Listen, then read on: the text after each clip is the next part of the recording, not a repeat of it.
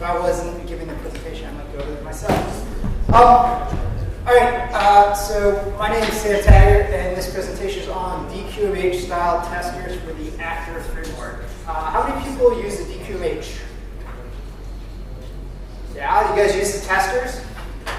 Like them? Thumbs up, thumbs down? I think they're pretty awesome. How many people use the Actor Framework? What's the Actor Framework? So the one thing I like about the DQMH the Actor Framework does not have is testers. And so I came up with a way to create those, and that's what I'm going to show you guys today. So my goal is to introduce you guys to this AF tester that I have created. There's a link there. If you go there, you can download it. It's on Dropbox right now. It's a DQMH package, but eventually I'm going to put it on GitHub. So if you want to go check it out, that's where you can get it. That link will show up again at the end. I want to try to inspire you guys to do some of your own scripting. It can be intimidating, but it's not that bad. What I did for this probably took me like 100 hours, and it'll probably save you a lot of time going forward. And I want to get some feedback and give you guys' opinion if you think this is useful or not useful, that type of stuff. All right, so I watched Alan's presentation yesterday, and it made me think that there's probably a better way to do what I'm doing, but it works. So Alan's presentation was about doing the bare minimum to do what you need to do. I took the other path, and I said just get it working, and then worry about optimization. So if I put this on GitHub, maybe we can find a better way to do what I'm doing, make it a little more better. That's how it works out. I mean, half the time, the right actor, they'll hold a message, I don't need half of it. But you don't realize it. Yeah, well, exactly. Well, also, too, like you write stuff to be reusable, and then you end up like, you add extra messages because you're like, oh, well, I might want to do this someday. All right, so I don't know to you guys because I don't really come to the CLA stuff. Well, I know Alan, but so very brief, a little bit about me. I've been using LabVIEW for about 12 years. Been CLA for 8 years. I'm an electrical engineer. I'm not a computer engineer, computer scientist. So hopefully, I won't spew all these terms that you don't know anything about. I used to work at Westinghouse. They make nuclear power plants for a few years. Taught at Colorado School of Mines. And now I have a little company called System Automation Solutions. And we just do general LabVIEW development. And we do a little bit of process stuff, so we work with people to teach them how to use source code control or bug tracking and stuff like that. Why is it? Yeah.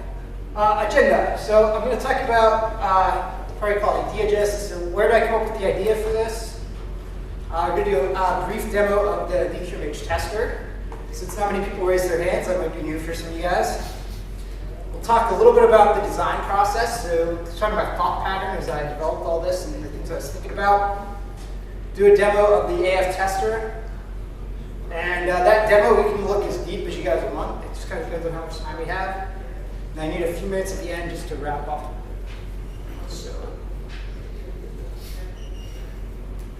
All right, so when the Actor Framework first came out back in like 2011, 2012, Steven and Alan were like, oh, how do you test your actors? Well, an actor is just like any other class. It has methods, so you can just call the methods. And that works great for a low-level actor. Like, for example, this logger. I can pass it a path and a string and run this VI, and then I can go look and see if my log file is there, and it's got the data, and everything's fine. But that breaks down. If your actor tries to return some data to the caller, you're not going to get that. If your actor has sub-actors or nested actors, right? And it doesn't really test its actoriness, right? So like the actor's like, running and doing stuff, and this is a static test. And just because this passes does not mean your actor will work. You could have some error, you're pre-launching it, and you can't even get your actor off the ground, and it could pass all your tests like this. I decided you need a little bit more. And so how best to do this while it's running? Right? So your actors are running, and you want to send it some messages and see what it does and make sure it returns whatever you expect back. And about that time, I ran into the DQMH, and I saw their tester, and I said, wow, this is really great. I want to do something like this. and I was working on a project, and I started scripting them all by hand. I started writing them out and creating a tester for my actor. How many people make test harnesses for their actors? Wow, okay. You really should, because it's super useful. You will find all kinds of problems you didn't know you had. Test your actors by themselves. Test harnesses. Yes. So basically what I'm giving you is a scripting tool to make the test harness for you. You press one button and it will generate the entire test harness for you. So you may have to do a little bit of editing, but very, very little. It's almost all automated. So yeah, so I started making it by hand, and after I made two, I was like, all right, these are really similar. So then I made the third one, I copied it, and I copied another one, and pretty soon I was like, wow, I was like, all right, this is tedious. I don't want to do this again. So I created a scripting tool for it. All right, press the button. All right, so let's look at the DQMH real quick, and I'll do a little demo.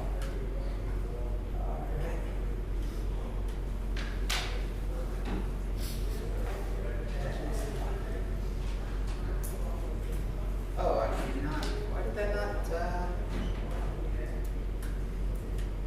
Hold on. All right, there we go. All right, I got this looking over my shoulder.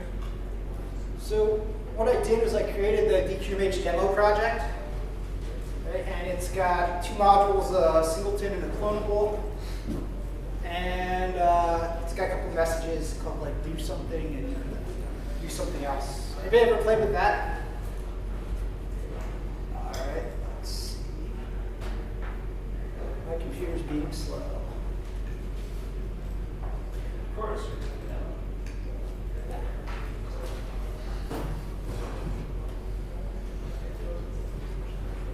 All right.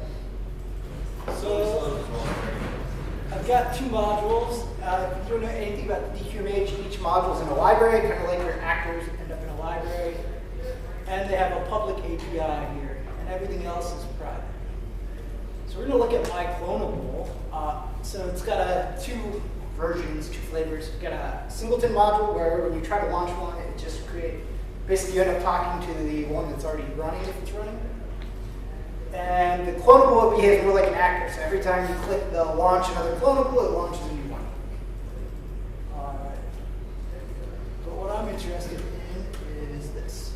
So test my clonable API, right? So keyword is API. So we're testing the programming interface. So we're testing how the rest of the program would interact with, in this case, your DQMH module. All right. It's kind of hard to do this over your shoulder. But, okay, so we run this tester, and in the DQMH case, if you look at the block diagram, it's just one VI, and it's got event structure. So it's a pretty simple tester. My AF testers are not that simple. But we're going to run a module instance, and you can see we start a new instance, and it's got a number, and I can run 3 or 4. And I have a way to pick which one I want to send my messages to. And I can show panel, and there's a panel pop up on the other screen. Hide the panel. And I can hit all these messages, and it'll send the messages to it, and log whatever comes back. So this status is basically a log of what's been going on. So I think that's about all I really need to cover. Block diagram. What? Show the block diagram. Show the block diagram, yes. So yeah, the one thing I did not integrate was this show mock panel and high panel and show block diagram. So, because there's no generic way to do that for all actors. If you want to use the monitored actor, you can probably put those messages in here and do that pretty easily yourself. So I did not add that. So that is one feature that the DQMH has that my actor tester does not out of the box. But it's easy enough. So yeah, so here's a block diagram of a DQMH.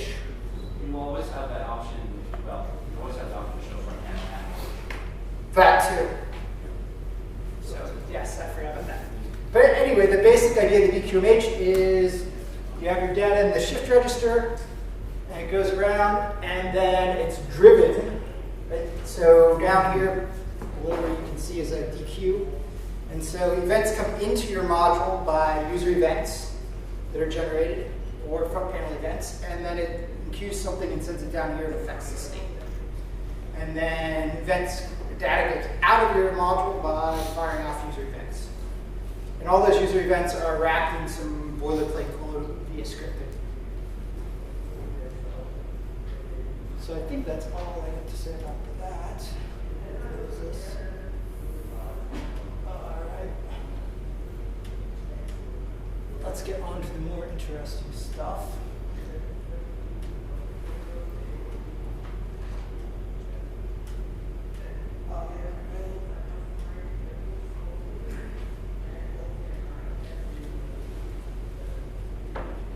So I think I hit all the important points that I wanted to cover on that. Oops, I skipped one. Two. All right, so my design is kind of based on this premise that the only way to interact with an actor is to send it messages or receive messages. So looking at this logger, we've got two messages that the logger can receive. You can set the string that you're going to log. You set a string that logs it. And you can set the path. And then I have it set up so that every time you log a string, it sends you back something called log file info that just gives you the size of the log file and some other information. So not super useful, but it's there. And so what we want to do is we want our tester to be able to send every message that we can send to a logger. We want to be able to send that to a logger to test it to make sure it does what it's supposed to do.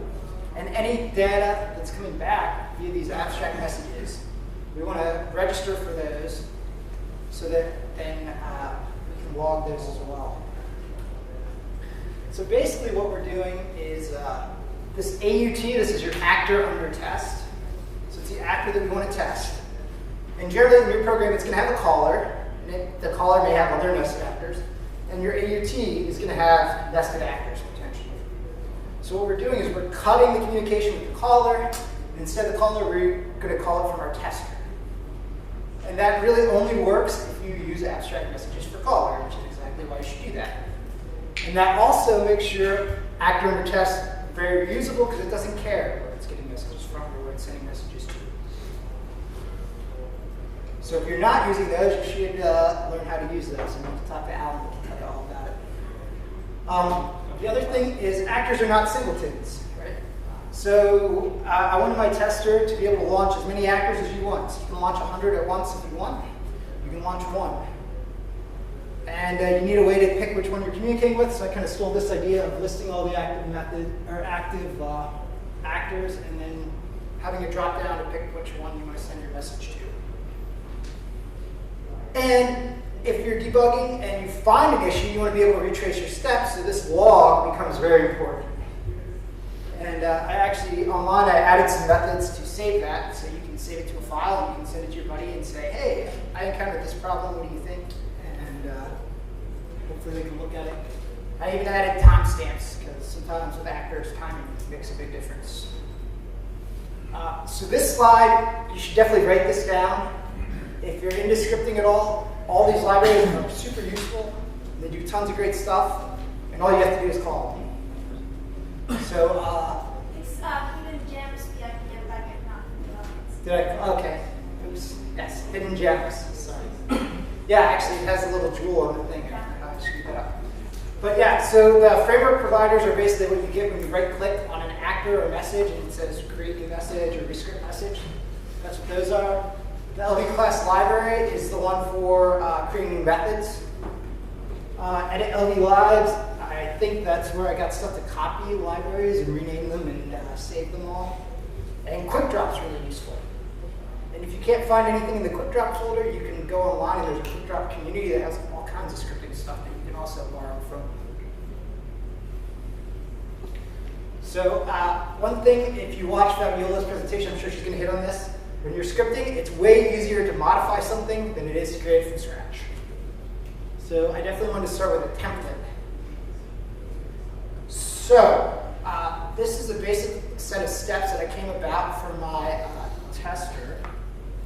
So the first thing I'm going to do is create a new tester by copying a template. So you got your actor, you go to the Tools menu, you click Create a New Tester. It takes an existing template and copies it and renames everything and moves a bunch of stuff The reason that's useful is because you can create your own templates. If you don't like the way I named something, or you want to move some stuff around, you can create your own. There are some caveats because I'm doing scripting. It may not work if you change certain things, but you can try and play with it and see what you can do. The next step is to find all the messages that your actor under test can receive or send back to the caller. And it finds all those by looking in the library. So your actor has to be in a library. If it's not in a library with all its messages, it's going to cause problems. And also, it recurses and finds all the messages that you can send to the parent. So if I have my logger and it's a child of some other class, some other actor, whatever messages I can send to the parent, I can also send to the child. So I have to grab those as well.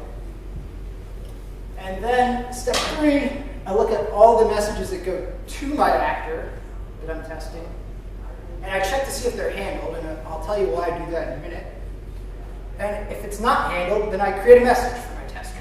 So my tester is another actor, because actors are contagious, right? If you want to call an actor and get data back and forth with it, it almost has to be an actor.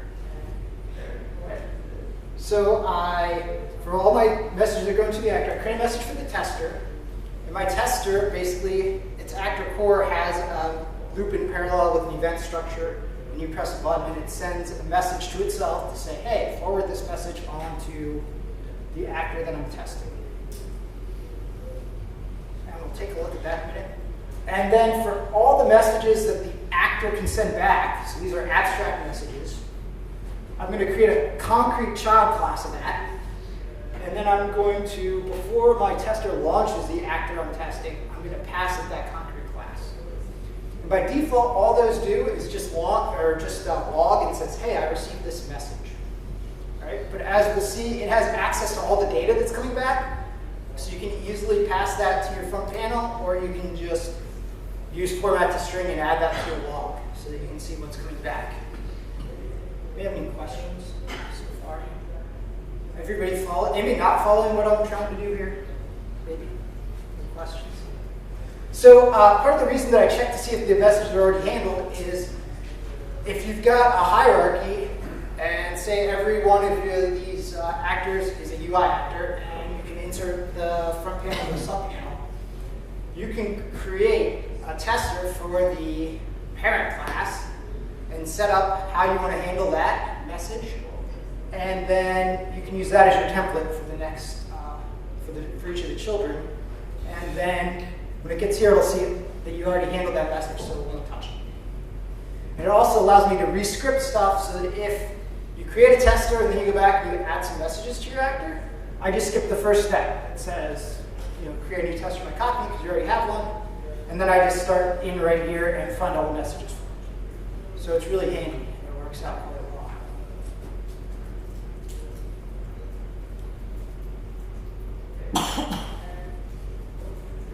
All right. That is not working. All right, so we'll do a demo, but basically this is what you end up with, this front panel. The right-hand side's kind of boilerplate stuff. It's the same on all of them. So you've got to launch new, and you've got a number to launch. So if you want to launch 100 actors, you have to press the button 100 times. You just type in 100 and hit launch, and launch 100 of them for you.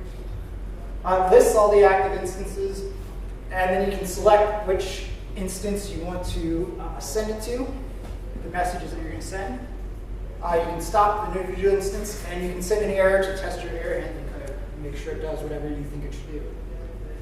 And everything gets logged. So every time you start a new instance, every time you send a message, every time you receive a message, it gets logged, so then you can play it back if you want. And you can clear the log and save it, and then there's the exit tester. And then everything on the left-hand side, these are all the things that you're sending to your actor. So all the Boolean buttons are send message, so you press that, it sends a message, and then the controls are to set the inputs that you want to go with that message. It probably could be a little bit better organized, but it's scripting, it is what it is, and you get it for free, so. Yeah, exactly, you're way ahead of the game. So actually, let me go to the demo now. Actually, if I duplicate it, that will make it even easier.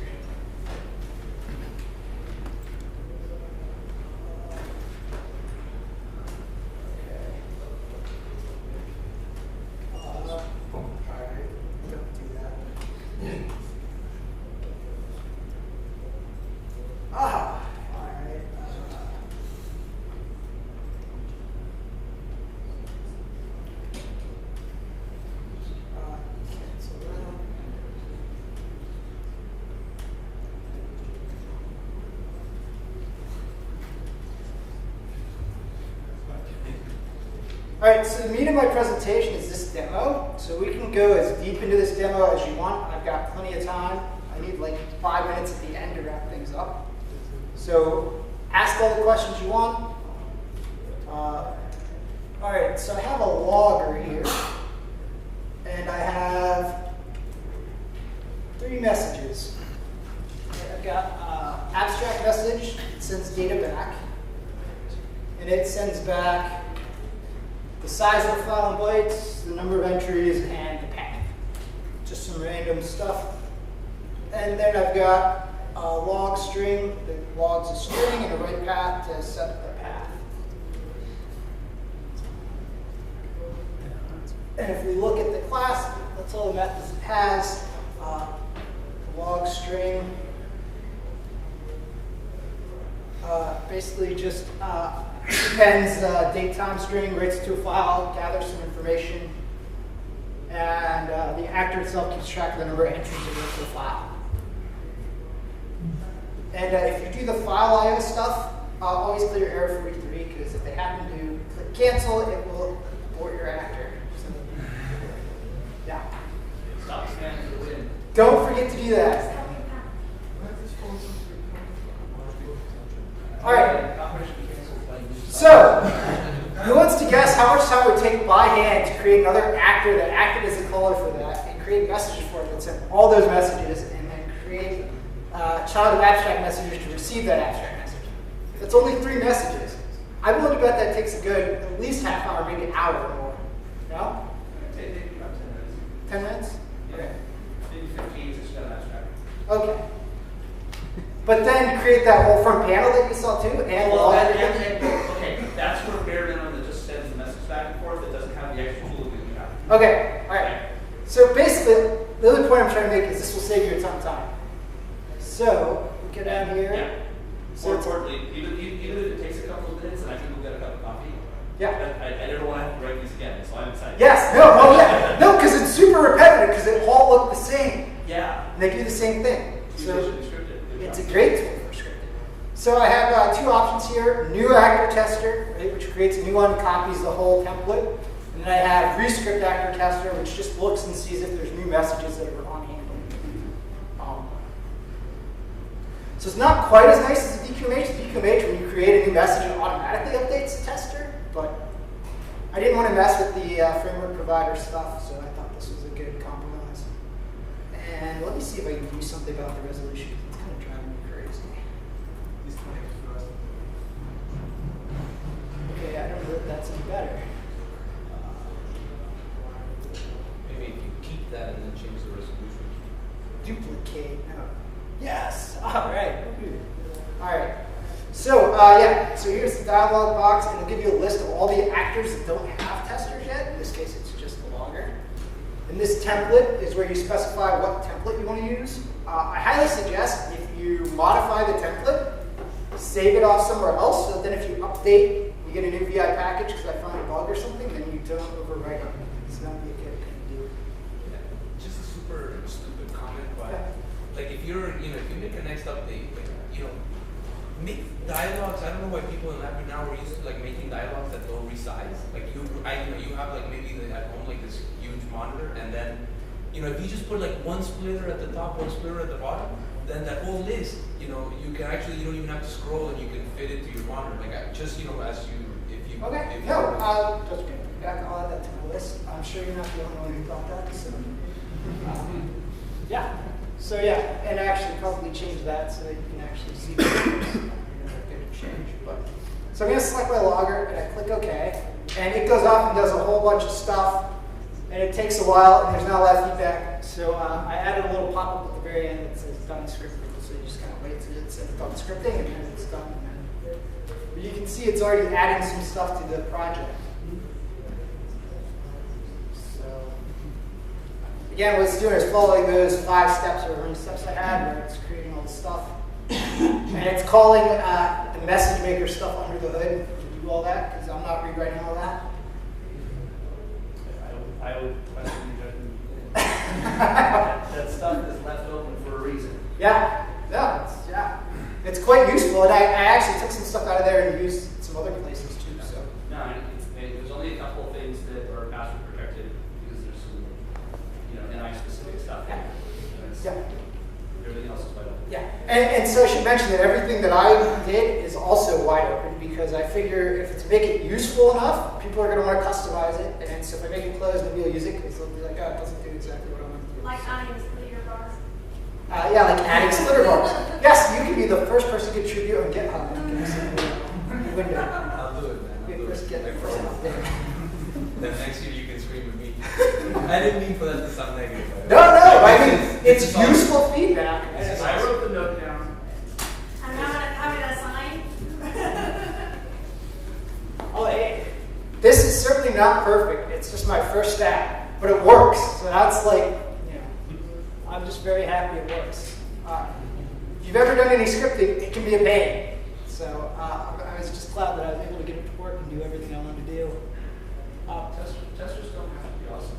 Exactly. That was my other thought is you're just using this to debug. It's not even an official test, right? Because you're testing it interactively. You're not scripting unit tests. So. And actually one thing, when you're doing the tester, if you start having to add a lot of code to your tester, it's a moment to take a step back and realize that anything that's calling that API is going to have to add all that code. Yeah, like Should all that this stuff. code be on the tester, or should that code be actually inside the method or the actor implementation?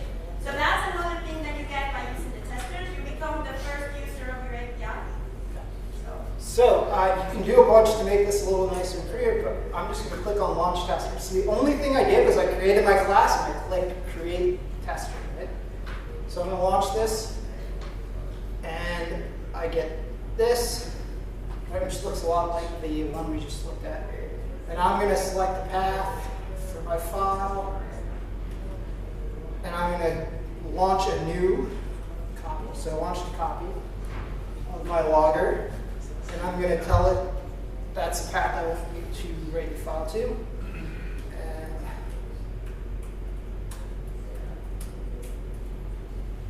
And I'm going to send it a string to log.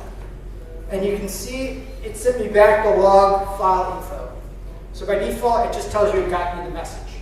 All that data is there. It's really easy to throw into a format string. I just didn't do it because it's a problem to do it with scripting because it could be anything coming back. And for simple data types, it'd be fine, but you start passing back other stuff, then you got to figure out your own way.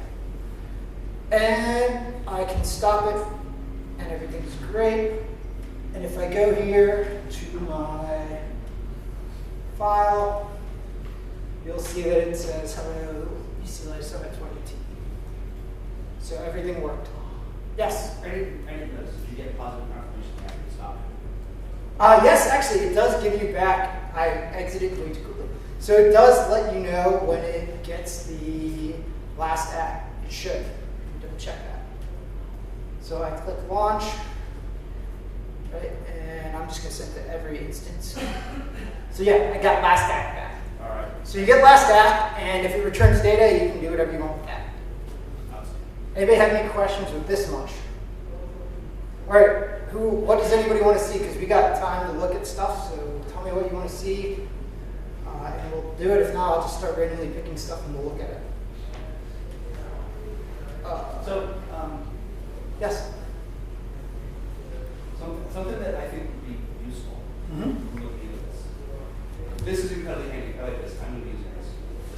I hope somebody uses it. AF Tool Guy says this is awesome. You said that you can simply change the template Yep. and do whatever you want with it. How hard would it be to be able to select between a couple of templates? Because something that's incredibly useful to have for actors, especially with automated testing environment, is to put a simulator as the calling answer. So you launch it and you can do a couple of things. And it would be useful. That's obviously the most handwork. You're not going to go most of that. But what you've got there would basically shell. Yeah. Well, the other thing is, though, right? So every one of those messages is going to the actor that's being tested is a message for the tester. So you can call the tester and pass the tester, say, hey, pass to that this. Right. So what? If I understand right, you're making an actor that sends and receives those messages, and then you'll go over your test actor. And I would love to see an extension to this because this is awesome. Hand testing is awesome when you're first, right? And Yeah. figuring out what's going on. But then you want to be able to script automate it. You Yeah. want to simulate it because you've got a message system, and it's a little bit than by hand. So having a version of that actor that didn't do anything and simply just did all of that messaging, made methods to receive the messages and made concrete children, did all of that work, but to an actor that was just a shell. And it didn't do So no front and then panel? you go back and you fill in your simulation code. Yeah. Yeah. So and since you can change that to a template, it shouldn't be too hard to be able to go, hey, give me a simulator shell, or give me a hand tester. Yeah, the one problem is when it adds all this stuff to the front panel. But you should be able to shut that code off. I- You don't have to choose. I definitely can add stuff to do that. So the It code. doesn't ask, it's just total. No. Well, the code that does this, like at the high level, I did a good job of like breaking stuff down and stuff he has everything. At the low level, the scripting stuff just exploded. So eventually, I got to the point where I just started clicking block diagram cleanup and like dropping like notes like this VI over here does this. And Scripting is the only place I use the room, and I use it all the time. yeah. So yeah, one of my things at the end is I want to put this on GitHub, but I really want to do some cleanup first because I'm a little embarrassed by some of the scripting. Okay. But- All right. That's cool. But if you let me know, we can talk some more about exactly what you would need to do that, and I can add some stuff in. And I plan on putting it on GitHub, so anybody else who wants to add to it or can think of ideas like that. Just another plug, at an I-Week I'm going to do a presentation where I'm going to do this, but my plan was to add unit testing actors by like something like Karai or some kind of unit testing thing where you had a thing that would set it up. What? You want to talk between now and then? Yes. Oh, I definitely. Yeah. So yeah. All right. So some of the other stuff, save log just saves it to a file, and you can clear it, and we're gonna exit. And so let's take a look at what was generated, right? So for every actor that you generate a tester, it's going to generate so in this case, a logger. So I got a logger tester library, and so all the messages, I picked the naming scheme. So true AUT are the messages that the tester is sending to the actor under test, and from AUT are the concrete messages it's receiving back.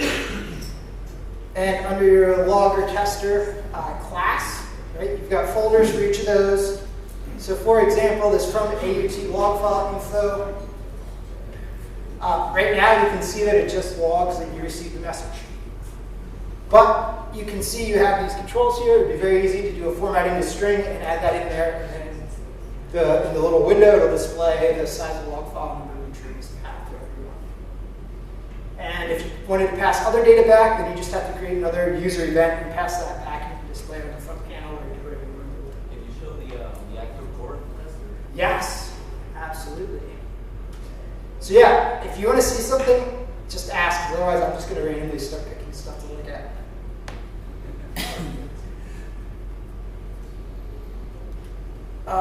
Okay, so you've got an initialization frame that does some boilerplate stuff, and then you simply got an event loop. And for every message that you're sending to your actor core, when you press the button, it just sends a message. So to answer some of your questions, Alan, okay, don't do that.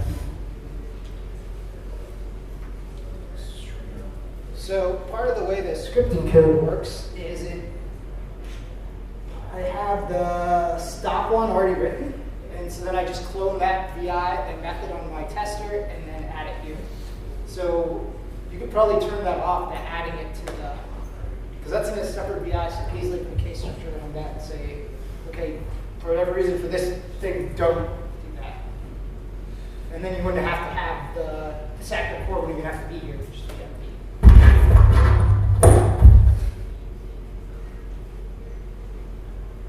Okay. Whoa. Sorry, I don't usually present stuff with the microphone. All right. So this 2AUT. All right. You can tell I work alone and I use a high resolution monitor. If I work with people with small resolution monitors, they probably kill me. So this is what it looks like when it sends a message to your actor under test. So I have an enqueuer manager, which is a class that handles all the different enqueuers. So when you launch an actor, it grabs the enqueuer and holds onto it, and then you can access it by name. That's got a list. list box. And here, all I'm doing is grabbing all the EQers, and then in a for loop, I just send the message, and then I log that I sent it. So when you get a new message, I just take this whole thing, copy it, replace the send message with whatever message you want to send, create the controls out into the front panel, and I call Alan's scripting thing that generates a message. And then I go back to the actor core and recreate another frame in the event structure. That's actually not terribly straightforward, but once you figure it out, it's not bad. Other questions? You look like you got a question, Alan. No, it's not. because I was asked to take care of something and you've done so much review of that for me. Great. So, Hey. so you stole the script for me and I'm doing it. Okay. Well, just made me best friend. Awesome. Yeah, so like right path, for example, does the same thing. So it's basically the same. It looks a little bit different because at the end I hit the broom and clean it up because it's scripting and it looks ugly anyway, so I might as well try to make it look less ugly. All right, still got some time, right? Yeah, around 10 minutes. 10 minutes. All right. What does anybody else want to see? You Look said, sorry, you said that it can also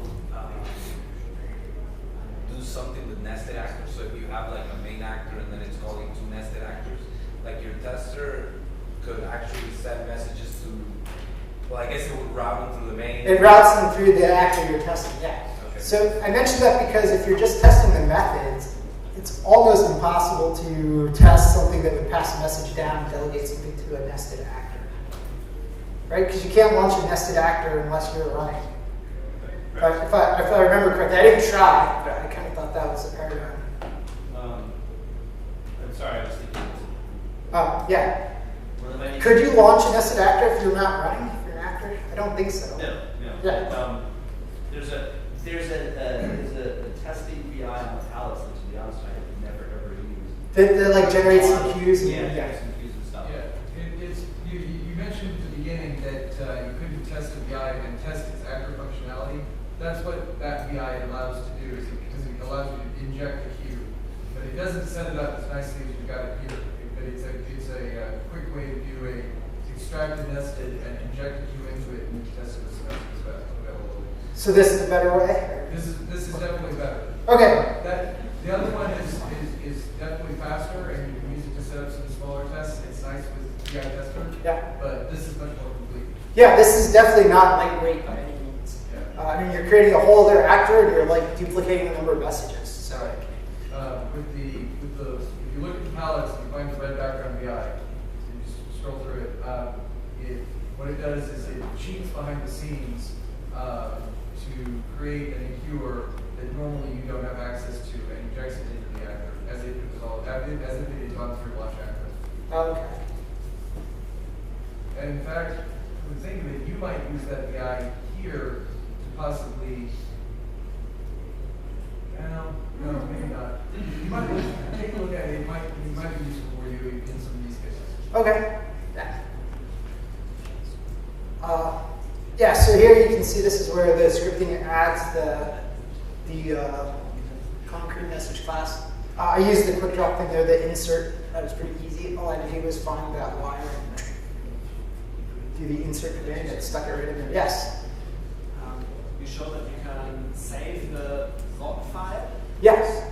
Would it be possible to extend this application to save the binary message, for every message you send along with a timestamp? So in fact, you could save some kind of script to repeat the same test at the same time, at a later time? I don't see why not. Because that could be useful if you finally manage to show some defective behavior in your actor. You can save this and do the exact same test after you think you have fixed it. Yeah, no, I think that's actually a really useful idea. And yeah, actors, just spot the string on the message class. It works just fine. That's how we send them across networks. Yeah. Yeah, so all you would actually change, so I wouldn't display that. well, I mean, you could honestly probably change. Well, you would go into the send message. So, for example, here, and just take this message. Well, actually, how do you get, if you get a send message, how do you actually get the message out?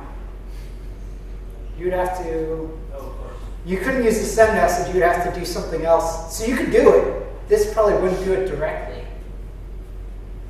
Right? Because you can take the message and drop it in the enqueuer. Yeah. But then you got to bundle in all this stuff that you. Right, which normally the message does. Yeah. Which normally doesn't happen, which is kind of why I went with this way, because this is how you're going to use it. Like in your program, your calling code is going to look a lot like the tester. So that's kind of why I went with that approach. I love how this session is turning out into an architectural design review, code/code review. This is awesome. Yeah. Hey, I got tons to learn. So, yeah. Any other? I can do the rescripting part if you want, but it's not that much more exciting. I heard a question earlier about why error code 43. Yeah. It's the code for cancel error in LabVIEW, and I was an idiot for using error code because it was like cancel error. It's what shuts down processes. It's what we throw when we cancel all stuff. So I just used error code 43, and I had a special one for things, and now you can't properly trap the error 43 if anything else throws it since it's not me. And that's why we shouldn't stop. But I also can't change it because we break everyone's code. No, but like one of the annoying things though is like if you have a file thing to open a file, and for some reason you forget to wire it, and it pops up, and then somebody clicks cancel. Yeah, just don't use file IO. Yeah. Well, I found out, so I thought if you just wired it and you wired an empty constant, it would do that, but it doesn't. If you wire an empty one, it gives you some other error.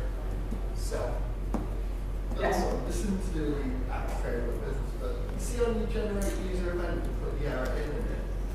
What, this? Yeah. What about I find myself never wiring the error into that, so I find that if an error goes in, it won't trigger the event, so I always merge the errors after that. it? I guess it depends on if you want the thing to be logged or not.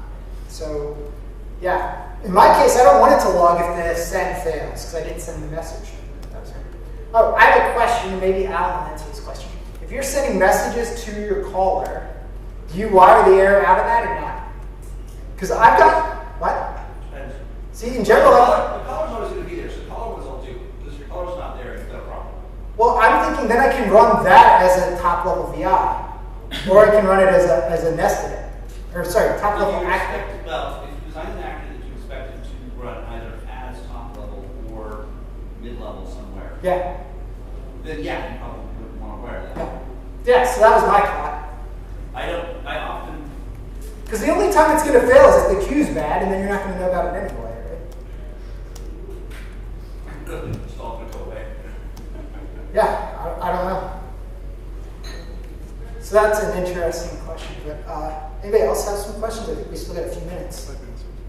What? 5 minutes. All right, well, I'll go back to my slides if everybody wants to see anything else. I got like 2 or 3 more slides. Yes, you're sharing the. What? Oh, I was saying you're sharing the code yes. on that link. It's already there. It's a Dropbox. You can get Yeah. So that's like a landing page, and it's got a video that kind of describes it and goes through the demo that I did, and there's a link there to get to the Dropbox.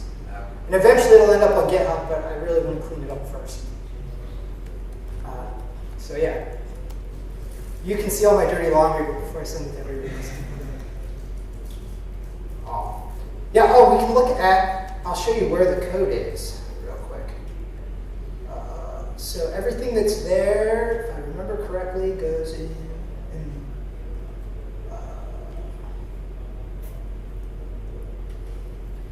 and LabVIEW resource, I think. Is it resource? No. It's a project. Yeah. All right. I got confused by something. So SAS. Have you written a project planner before? What? Have you written a project planner before? No. I thought about doing that for this, but that seemed like a lot to learn in time for this presentation. So. Yeah, well, and Mr. Maker started off as one of his lawyers, and then migrated to project. I can talk about that. Yeah. But yeah, so here are the 2 VIs that execute, and there's a bunch of support stuff, and here's the template. So if you ever want to change the template, that's where it is. And As I said, I recommend you copy that somewhere so that if you get a new update to the package manager, you don't override any changes you made. And if you have like a deep hierarchy, you can create a tester for the parent and handle all the common messages so they all look the same, and then when you script other ones, you don't touch them. Any other questions? All right. Let's go back to my slides. So that's a demo. These slides are basically kind of what we've been talking about already. All right, so some caveats on using this. It works best if your actors and messages are created by the project provider.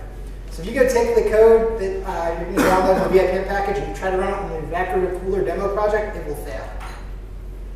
Because that was created before all the message maker stuff, and some of the messages don't follow the strict conventions as far as naming and where they're placed. If you don't like that, you can go change the scripting code and make it do whatever you want. So you have complete access to it. It's best if you strictly follow the actor tree, or at least the actor you're testing doesn't talk across the tree, because it just, then the tester will work and find all the messages and script everything. If not, then you may have to do something else if it interacts with some other actor. Or just test higher up the tree.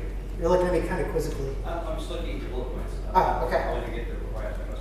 Yeah, so you must use abstract messages for caller. Not necessarily must, but it'll work best if you do, because otherwise, you're linked to your original caller and it's just a mess. It only finds messages in containing libraries. So if you got a library way over here with messages like Alan suggested in his presentation the other day, that's not going to find it. But I talked about choose that. Yeah, you can definitely talk about that. And LabVIEW 2015 definitely crashes with this, because I tried to write it in 2015 and spent hours on the phone with an eye, and I tried it in 2017. I was like, all right, forget that. So it's in 2017. If you really want it in 2016, I can probably backport it for you, or you can backport it yourself. But you can make all the changes you want, so you have everything. All right, so next steps. This bit.ly link is where you can get it. I would at some point like to put on the Tools Network and on GitHub or GitLab. It'd be really nice to mix it in with the project provider, so when you right-click and create a new message, if it detects that you have a tester, it automatically updates. And I want to refactor the low-level scripting code before I make it public. Any more questions? All right, that's it. Perfect. Thank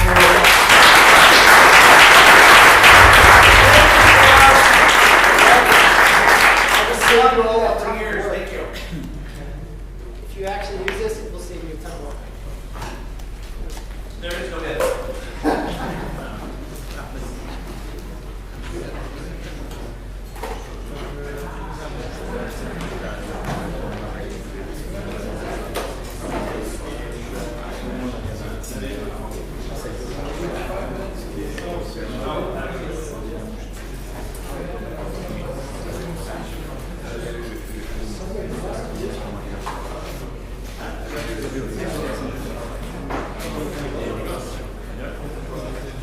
What will be enthusiastic, because I did it for a long time. I knew how